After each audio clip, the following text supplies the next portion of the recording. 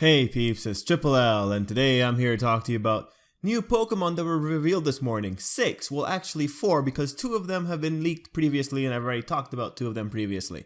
So, peeps, this morning when I woke up, I really did not think I'd be talking about Pokemon. You know, if anything, I would have expected just having to talk about the 2, Mimikyu and what is now known as Beware. But as we found out, they released 4 new Pokemon, making a total of 6. I'm pretty surprised. So, what I'm going to do, I'm going to put the video up, we're going to walk through it, I'm going to talk, I'm going to tell you about the new Pokemon, and you know what, let's get excited. This is a lot of Pokemon, and to keep releasing them in so many batches, I think we're going to get quite a few. I think this generation is going to have a bit more than Kalos did. Let's get the party started with the new Bug Water type, Wimpod. It is a turn-tail Pokemon, Bug Water. I think we got that with Surskit. Its ability is Wimp Out. Wimp Out allows it to run away or to swap out with another Pokemon once its HP ends up being below 50%. So that's actually pretty cool. It makes sense why it's the turn-tail Pokemon. It's a pretty neat little mechanic and it's a new ability. Pretty cool. In terms of design, I really like the color scheme. I think it's kind of adorable in a creepy looking way. I wonder if it evolves. It probably does. Maybe a 2-stage evolution. Overall, I really like the design. This one's pretty cool. Moving on.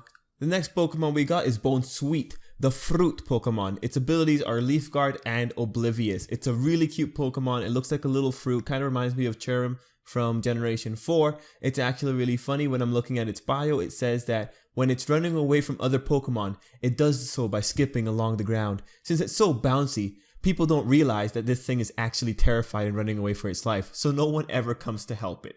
And that's sad. But look, it keeps being sweet. So good for it, right? Oh, poor guy. Actually, this is a really neat little Pokemon. Makes sense that we'd get this. It's really cute. It's filling the quota of cute grass types. So yeah, what can I say about that? Moving on. Next on the talking block is Comfey, a little fairy type. And as we can see, it is clearly based on Hawaiian leis. It is categorized as the Posy Picker Pokemon.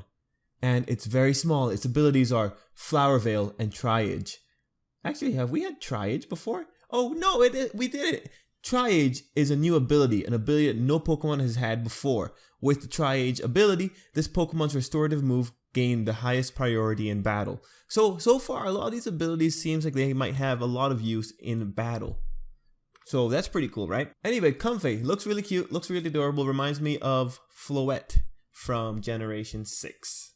Next up is our badass, can't be bothered horse, Mudsdale. Now this guy, just let's talk about design. He looks pretty cool. He looks like he really doesn't care. It looks like a freaking Mustang, man. And it's categorized as the draft horse Pokemon. It is a ground type and its abilities are Own Tempo and Stamina. Stamina is a new ability and that one in particular allows this Pokemon's defense to go up by 1 when it's hit by an attack. So again, another battle-oriented ability. I want to see how all these abilities are going to do in the meta because it's pretty interesting. I think a lot of them have a lot of potential. It depends on Mudsdale's stats. If he has a naturally high defense, then that defense stage, whenever he's hit by an attack, it's pretty good. You'd have to take him down with special attacks probably. And of course, this Pokemon's over-exaggerated feature is the power of its kicks. And as we can see, those feet look disastrously strong. It can reduce a car to a pile of scrap. So that's its over-exaggerated feature. Overall, I'm really digging this Pokemon. This might be one of the Pokemon I include in my party when I start the game. Not too sure yet. We'll see. And next up is Mimikyu. It kept its Japanese name. It is the cool little ghost type or ghost fairy type, the disguise Pokemon that I'm really digging. Its ability is Disguise. And you know, Mimikyu has a really nice little bio. I do highly recommend you guys head on over to the Pokemon Sun and Moon site, just read through them. They're pretty interesting. But yes, Mimikyu's disguise ability, it makes it so that Mimikyu can escape an attack for just one time and then its appearance changes. In the trailer you see the Pikachu head just kind of flop over. That means disguise has worn off. But it's effectively a free hit for Mimikyu, which is pretty cool, I think. Anyway, Mimikyu is a very interesting Pokemon and I'm so happy that they kind of incorporated some of its design into its ability. Excellent stuff. Finally, the last Pokemon we've got on the list is Beware.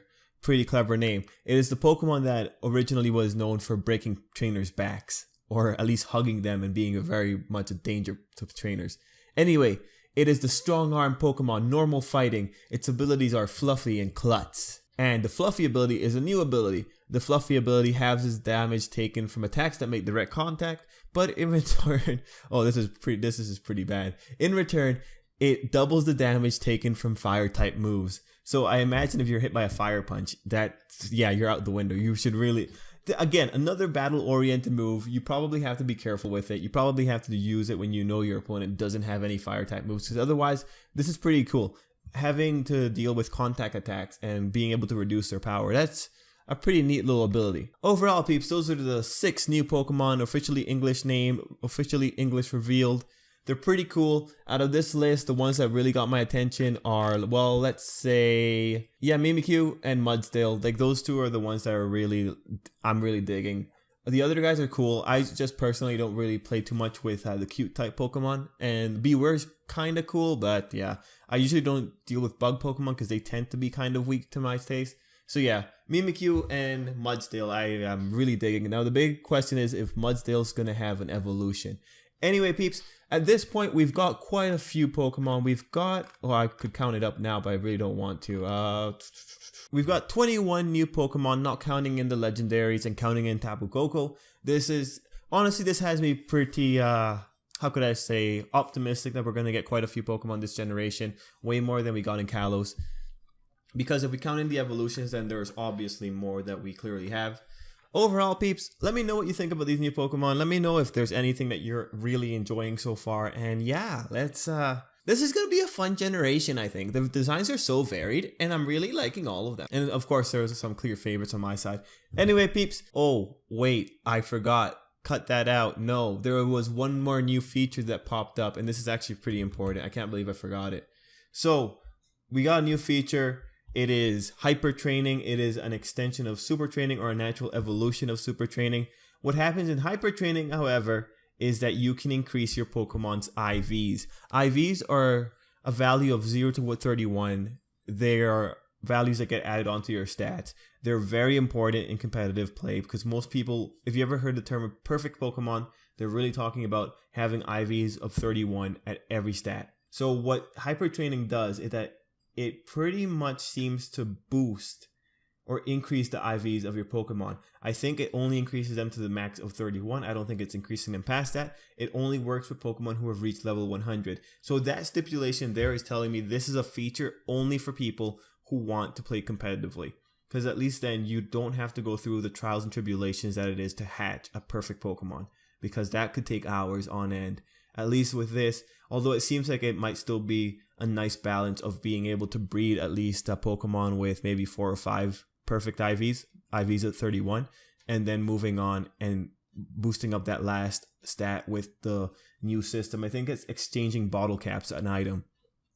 So that's overall pretty interesting. I think that is definitely something that Game Freak's doing to help people get into the competitive scene without having to kill themselves in terms of time. Especially in a competitive scene that's so rampant with hacking and all that. So I applaud that effort. At least they're still making it a bit of a challenge. It's going to be really interesting to see how people take to that new feature. But yeah, if you're a casual Pokemon player, really don't worry about this new system. Worry more about the new Pokemon that are being introduced. But if you're a competitive player, then this is pretty cool. Because overall, if you're not hacking your Pokemon in, it kind of reduces time that you have to spend training them or breeding the perfect Pokemon. Anyway, peeps, that's everything for me. I'm sorry I forgot about that feature. I think that's all the features that I want to talk about now. Otherwise, they did have like a new Global Link feature where you can host tournaments. That's pretty cool. I'm not too super interested in that, but it's on Cerebi if you want to check it out. Anyway, peeps, till next time, have a good day.